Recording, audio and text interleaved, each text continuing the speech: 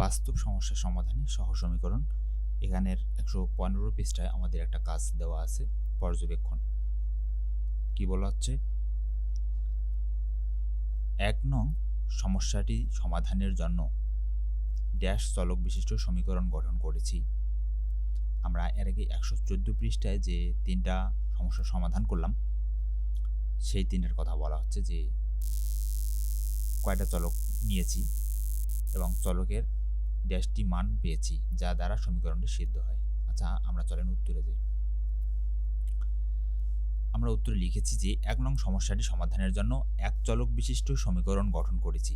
এক চলক বিশিষ্ট সমীকরণ কি? যে সমীকরণে একটা মাত্র চলক থাকবে সেটাকে বলা হচ্ছে এক চলক বিশিষ্ট সমীকরণ। আমরা এই সমস্যাটা যখন সমাধান করেছি, 1 নম্বর সমস্যাটা দেখেন, এই সমস্যাটার কথা বলা হচ্ছে। এখানে আমরা একটা চলক মাত্র x নিয়েছি, তাই না?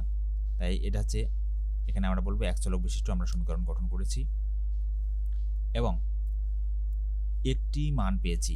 আমরা এই সমীকরণের মান কত? 5 পাইছি না? একটা মান পাইছি না? তাহলে আমরা একটি মান পেয়েছি যা দ্বারা সমীকরণটি সিদ্ধ হয়। সিদ্ধ হয় বলতে আমরা এই মান 5 পাইছি, তাই না? এখন এই যে দেখেন, এই x এর মান যদি আমরা এখানে 5 বসাই, তাহলে 4 × 5 = 20 হবে। তাহলে 4 × 5 = 20, এই যে 20 = 20, এই যে দুইটাই 20 হয়ে গেল না? তো এটাকে বলা হচ্ছে সিদ্ধ হওয়া। হ্যাঁ, আশা করি আপনারা বিষয়গুলো জানেন, তারপরও একটু বোঝার সুবিধার্থে ক্লিয়ার করলাম। খ নম্বর সমস্যাটা কি বলছে, 2 নং সমস্যাটি সমাধানের জন্য ড্যাশ চলক বিশিষ্ট। 2 নং সমস্যাটা সমাধানের জন্য আমরা কয়টা চলক নিয়েছি?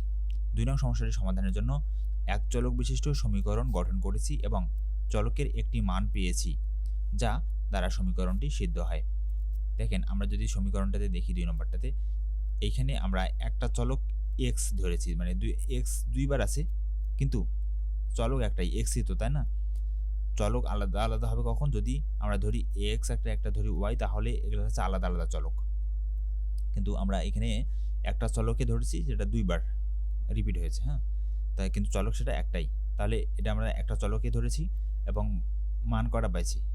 x এর মান 3 পাইছি, একটা মান পাইছি। তাহলে সেই কথাটা আমরা এখানে বলেছি যে 2 নং সমস্যাটি সমাধানের জন্য এক চলক বিশিষ্ট সমীকরণ গঠন করেছি এবং সমাধানের একটি মান পেয়েছি, যার দ্বারা সমীকরণটি সিদ্ধ হয়। এরপরে 3 নম্বর সমস্যাটা দেখি। 3 নং সমস্যাটি সমাধানের জন্য 2 চলক বিশিষ্ট সমীকরণ গঠন করেছি এবং চলকের 2টি মান পেয়েছি, যার সবগুলো দ্বারাই সমীকরণটি সিদ্ধ হয়। সেক্ষেত্রে চলকের নির্দিষ্ট কোনো মান বের করতে পারিনি। দেখেন, 2 নম্বর সমস্যাটার দিকে যদি আমরা তাকাই, এইখানে আমরা 2টা চলক নিয়েছি। একটা হচ্ছে x আর একটা হচ্ছে y, এই 2টা চলক। তো এই 2টা চলক সমাধান করতে যেয়ে আমরা কি 2 ধরনের সমাধান পাইছি। একটা y সমান 18 - 2x এবং x সমান 18 - 2/y 2। এই 2টা সমাধান আমরা পেয়েছি, যেগুলোর ফাইনাল সমাধান আমরা বের করতে পারিনি। তো চলক 2টা x এবং y এর 2টা আমরা সমাধান বের করতে পেরেছি। তো এই জন্য আমরা এখানে বলেছি যে 3 নং সমস্যাটি সমাধানের জন্য আমরা 2টা চলক নিয়ে সমীকরণ গঠন করেছি এবং 2টা চলকের 2টা মান পেয়েছি এবং আমরা এখনো ফাইনাল মান পাইনি। এক্ষেত্রে চলকের নির্দিষ্ট কোনো মান আমরা এখনো বের করতে পারিনি।